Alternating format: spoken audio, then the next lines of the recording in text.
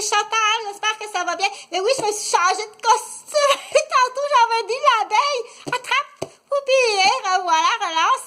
Donc, on dit lancer. Et voilà, j'ai lancé le ballon. Donc, c'est Chantal Roberge Dupuis. J'ai mis mon beau costume. Ça, c'est des costumes d'Halloween, mais pour moi, c'est la rentrée scolaire. Donc, je suis de retour. C'est un beau renard. Puis là, j'ai dit, oh, celui-là, je le veux, le beau renard. J'ai payé 3 $ chez Stitches parce que c'est important à la capitale de Québec, l'entrepôt Stitches, aux Galeries Charlebourg, sur le coin de la 1er avenue, puis sur le coin de la 1er avenue. Où est-ce qu'il y a le McDonald's? Où est-ce qu'il y a pas mes salades? Donc, je voulais parler du délit de fuite. Tu sais, on entend ça, le mot délit de fuite. Moi, je connais ce mot-là, délit de fuite. Je l'ai entendu aux nouvelles, c'est entre autres, quand il y a un accident d'auto, puis là, il s'en va. Il a laissé l'auto avec toute la carrosserie, toute cabossée, puis il est parti. Celui qui a fait l'accident, il est parti, il a fait un délit de fuite. Ça, c'est un délit de fuite d'accident d'auto. Mais, si elle a vu ça, les belles bottes à l'école, elle a pris les belles bottes, elle était bien jalouse des belles bottes. Puis, elle les a cachées dans un conteneur parce qu'elle avait vu qu'il prenait le conteneur, puis que le gros camion poubelle, il prenait le conteneur.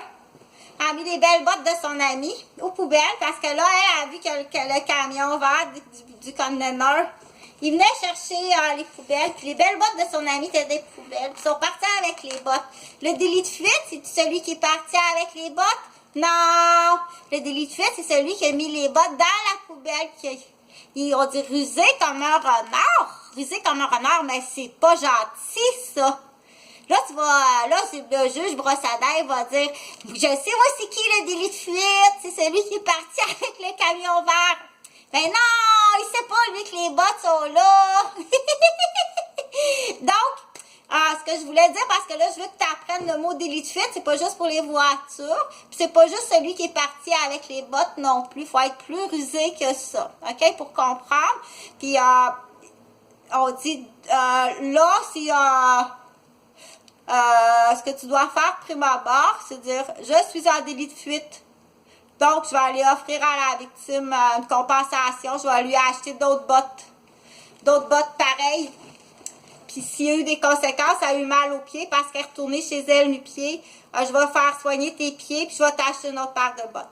Ça, c'est là qu'on appelle, on dit, tu sais que tu es en délit de fuite, donc tu fais des aveux de réconciliation, de dédommagement total. OK, c'est ça. C'est ça qu'on dit.